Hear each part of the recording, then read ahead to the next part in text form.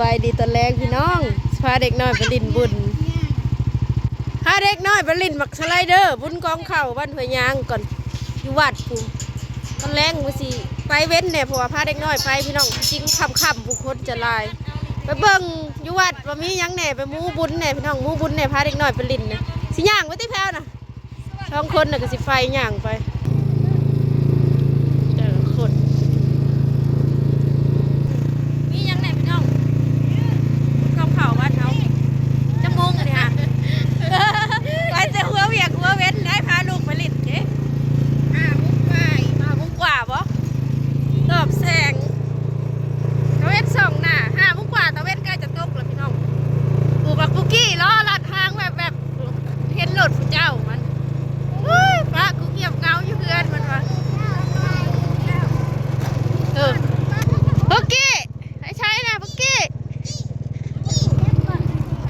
บ้านน้ำแรงช่องคนทางกันย่างวันไกลเติบได้คำย่างวัดผู้เนาะเป็นกิโลไปจังบ่ฮอดดอกเนาะแต่ก็เกือบไปจัง800 เมตรทางนี้แล้วเดี๋ยวแม่มา800 เมตรพี่น้องไกลเติบเลยปุกกี้ปุกกี้หน้าลายบักแอวอ่อนเลยบักเนี่ยชื่อมันปุกกี้มาชื่อปุกกี้หน้าสั่นปุกกี้มาป่ะพี่เจปุกกี้ตัวใหญ่ปุกกี้อุดตัวลายควายใช่มาตัวนี้กันแรงงัวหลังเขากลางบ้านหูแล้วงัวฮะล่ะงัวหลังเขาบ้านเป็นไส้งัวเจ้าเดียวได้นี่นับได้สุดเลาะกลางบ้านนะวัดอยู่ระหว่าง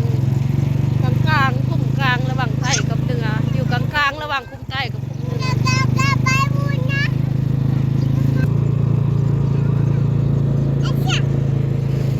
ทางไปวัด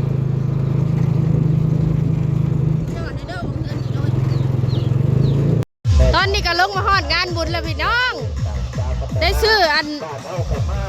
ผ้าคล้องคอมิกี้นะพูนโดดเด้งดึงจะพูดอะไรรถประธานในจอดดีโดดลงเลยความอยากขึ้นแห้งค่ะนะผู้เห็นว่าผู้น้อยกว่าหมู่ค่ะจักบนขึ้นจักลบแล้วมันนี่นะขึ้นได้ทั้งเด้งดึงแล้วก็ทั้งบ้านล้มเนาะ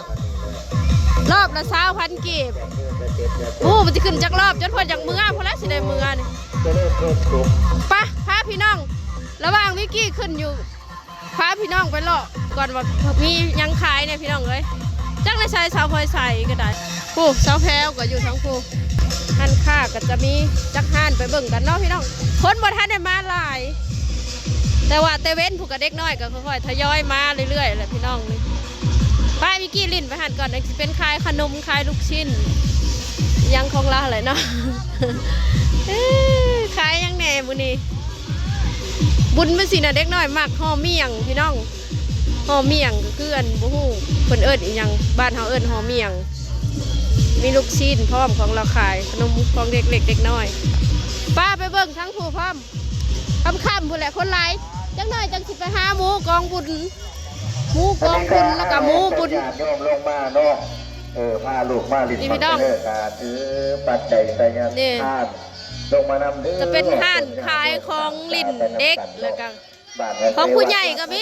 พวกกิบพวกยางมัดพรมยังสารพัดอะไรพี่น้องเลยทั้งนี้ก็จะเป็นห้านปลาลูกโป่งห้านปลาลูกโป่ง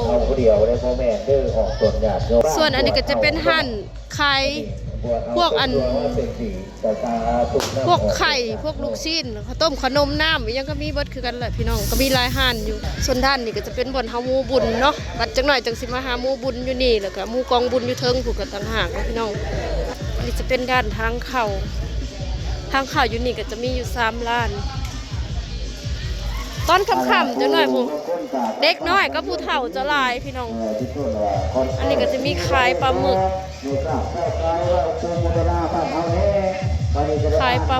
ขายอันลูกชิ้นไข่ลูก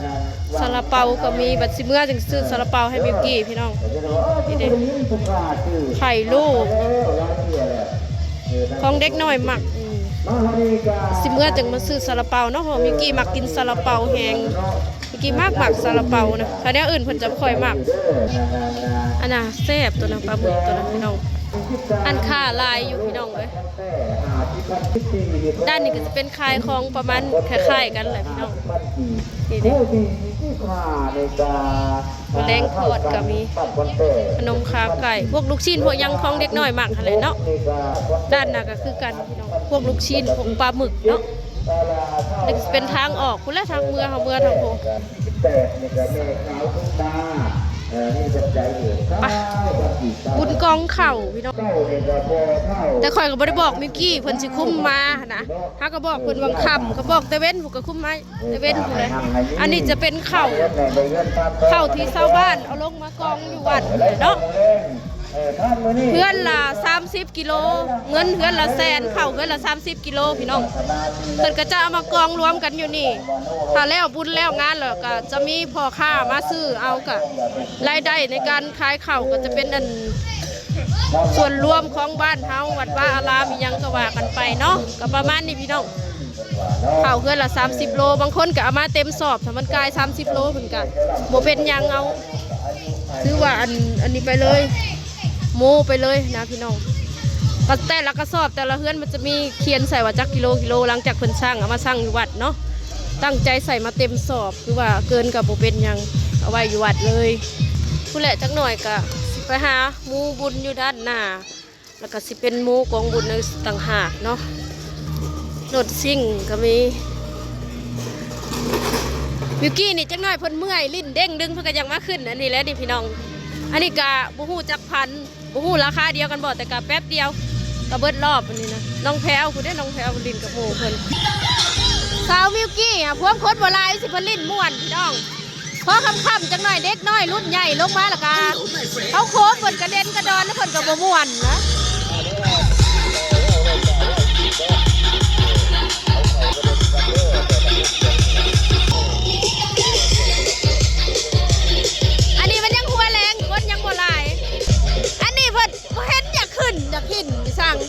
มิวกี้นะม่วนแห้งหมักแห้งค่อยใช้พันยังบ่ขึ้นอยู่ชื่อรอบให้ละพันยังบ่ขึ้นอยู่รถซิ่งก็จะก็ขี่แถวน่ะแต่พอค่ำๆนี่ซากแวดน้ำกระโปทันได้น่ะ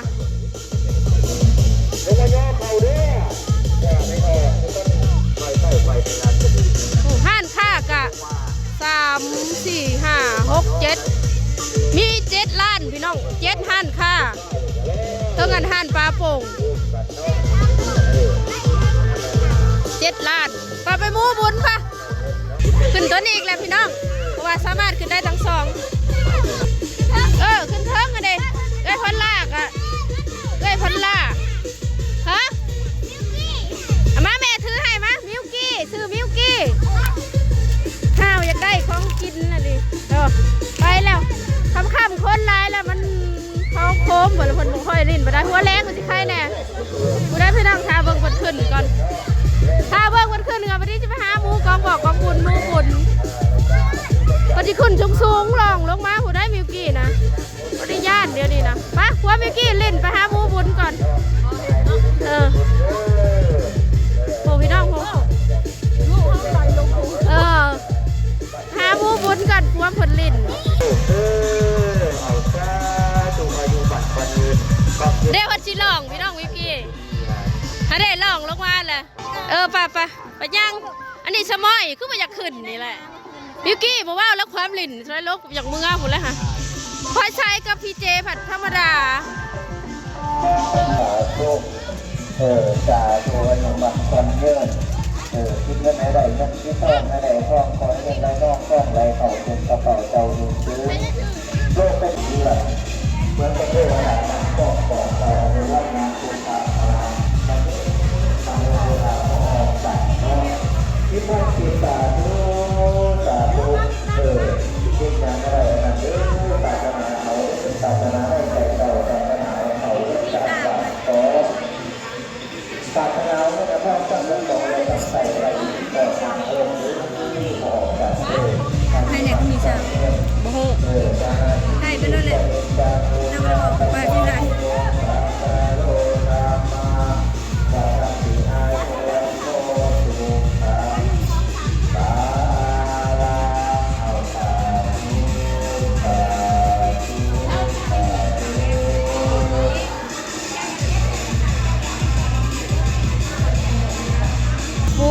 บุญพี่น้อง3กล่องกูขบวันละ3กล่องเดี๋ยวสิไปมูทั้งลมหัวเองอะไรก็ได้แล้วแต่โอ้คอยมาป่อนใส่คันป่อนใส่คันก็ได้ใส่ทงก็ได้แล้วเนาะ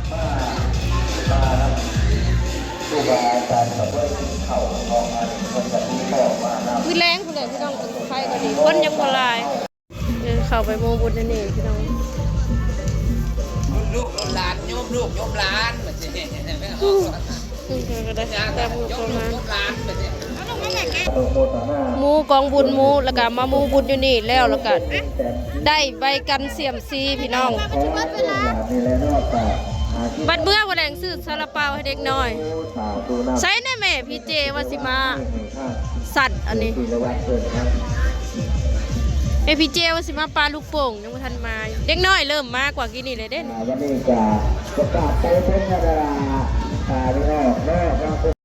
ตอนนี้แม่พลอยไซกับแม่พี่เจก็สิมาสัตว์หมักปุ้งโอ้ครบยังพ่อเคยสัตว์เสือเคย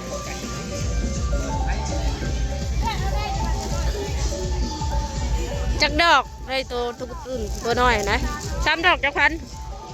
3 ดอก10,000 กีบก็คือ 10,000 กีบอะไรพี่น้องว่าพี่กี้ลิ้นท่าแบบเบิ่งซุ้มแม่พลอยไซอันปลาแล้วจังสิมากระปุ้งรุดช่องขี้เล่ขี้ไล่อะไรเลยพอได้จักลูกฟักแต่ไม่กี่เดอยู่เขาจะยังไม่ได้ใส่ลายป่ะคนยังบ่ลายทำได้ยังบ่ลายก็เครื่องดื่มพี่น้องขนมนิ่มเอาแม่พี่เจอ้าวแม่นเนาะวันนี้เนาะด้วยกาผู้แห่งกระไดจัดตุกจัดคุยไฟทางไทยเลยเห็นเล่นไปง่ายจะทูบ้านจะได้มาบางเบียร์จะได้ต้มเสียบถ้วยลูกปู่ของเขาคัดจะตื่นถึงเต่าไผ่ยักษ์สัตว์ขอชัยตุ๊กตามือในห้องตุ๊กตาแต่ตะกี้ตอนอยู่กรุงเทพพอเมื่อกี้สัตว์น่ะหลายในห้องนี่จะมีเครื่องดื่มมีอย่างอันนี้จะเป็นยิงปืนพี่น้องยิงปืนใส่ขวดน้ำมันนะตัวใหญ่ๆนี่พูดจักดอกโอ้วู้แม่นรีว่ะเอายังบ่ดีปลาเผยใช้พร้อม3 ดอกแตก3 ดอกด้วยตุ๊กตาที่แดงงามหน่อย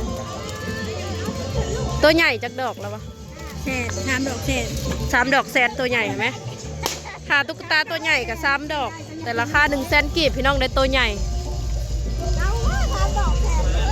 3 ดอกแสนเอาเลยนะลองมึงดูอันนี้ให้จักดอกได้เครื่องดื่มอันนี้ค่ะฮะคือการกับตุ๊กตาน้อยแหละเนาะกี้เป็นอะไรเดี๋ยวพอดีจะไปจอบมึงลิ้นอยู่คนเดียวพอ3 ดอกแสนได้3 ดอกตัวใหญ่เห็นป่ะเนาะเกิดมาโคแค่หมู่พระพุทธเจ้าและเทวดาเป็นว่าเจยังได้โตอยู่อะไรนะเป็นตัดดูเห็นความ8,000 ประทับขันจะให้เป็นโอ้ยยังไม่ได้ชัดเลือกก่อนเลยชัดก่อนตีศาสนาใดก็จะยังไม่ได้ชัดเลือกตุ๊กตาก่อนแหละนี่3 ดอกแสนค่ะมาเด้อข้าเจ้ากายบ้านใจคิดจิตใจกันเอาบุญผลข้าตักบาตรรวมกันตกลงตุ๊กตากันยังบ่ได้อยู่พี่น้องเลยได้หันขายค่ำๆก็นี่ผูกขายดีงานบุญตามบ้านนอกบ้านนาเขาจะขายดีพี่น้องเด็กน้อยผู้เดียวคนยกตัวอย่างอยู่ในทานเนาะมาขาดมาดกคนเอาอย่างอะไร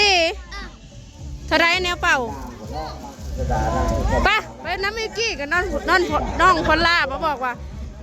มิวกี้ไปเอาขนมเขาอีกแล้วแม่อยู่พี่ลูกไปเอาขนมเขาอีกแล้วไปเบิ่งมิวกี้กับพี่น้องเลย ถ้าไปลิ้นปะเปล่าเวะเลยหรือเหี่ยเอ้ยแม่ว่าเลยจะเอาแล้วเหี่ยเพิ่นไปเอาอันนี้อีกแล้วพี่น้องเอ้ยพอแล้วลูกก็เอาลายพอแล้วเด็กน้อยเริ่มลายพี่น้องเอ้ยเมื่อกี้ก็ไปขึ้นน้ำฝนแล้วเนี่ยเอาอันนี้สองอันนี่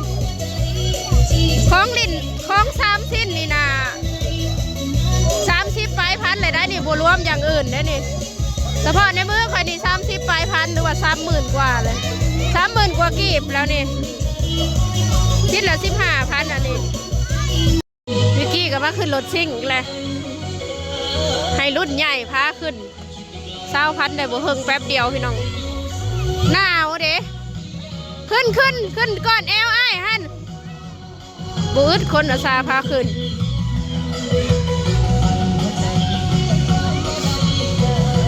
อันนี้ราคาซ้ำกันกับขึ้นนั่นน่ะเลยพี่น้องเมื่อยเด้งดึงแล้วก็มาขึ้นรถซิ่งคนบ่ทันได้ลงมาแต่เด็กน้อยนี่ก็เริ่มลายแล้ว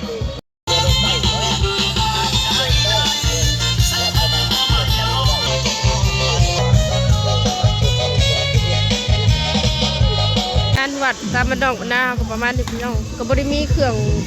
วงดนตอกดนตรีคือคืนอีกอย่างดอกเนาะก็ประมาณนี้แต่ก็ขายดีได้พี่น้องเอ้ยเด็กเล็กเด็กน้อยบ้านเฮาหลายนะ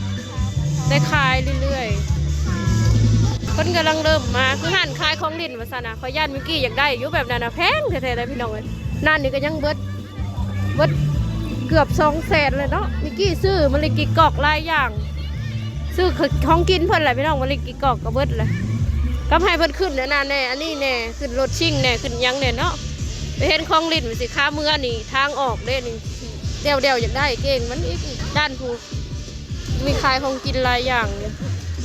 ผู้เฒ่ากำลังอุ้มลูกลงมาเด็กลูกค้าแล้วเด็กเล็กเด็กน้อยเนาะพวกอันมาบุญสิกระเจ้ากระม่วนเพราะว่าถ้ายามบุญยามสินขอเงินพ่อแม่ก็พอได้ซื้อกินพี่น้องแต่ช่วงโมเมนต์บุญแล้วก็บ่ค่อยได้เงินซื้อกินนะดิ้นเมื่อยก็มานั่งพักผ่อนเฝ้าอันนี้2 อันก็เอาอันนี้เนี่ยเอาไปเฮ็ดเฮียแล้วก็จะได้ใหม่ทุกคนเอ้ย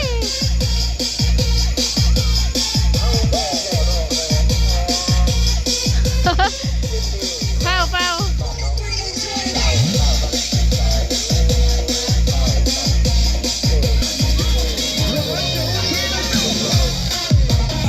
เด็กน้อยหลายพี่น้องวันนี้นะค่ำเลยเด็กน้อยหลายรออีกก่อนเมื่อยนั่งท่ามิวกี้แล้วพี่น้องเอ้ยเบิดรอบแล้วก็บ่ยอมลงโอ้ยหนาวพี่น้องเอ้ยยามหนาวซ้ำอยากมือเลยพี่น้องเอ้ยมาลิ้นเทิงแล้วมิวกี้บ่ฮู้สิยอมมือหรือบ่พอดีคนกำลังทยอยมาก็พอได้ขายอยู่บัดสิเมื่อจึงซื้อซาลาเปาให้มิวกี้เงินแล้วใช้แม่ใส่คนกำลังลงมาเห็นปะค่ำสักก็ดีคนหลายแล้วนี่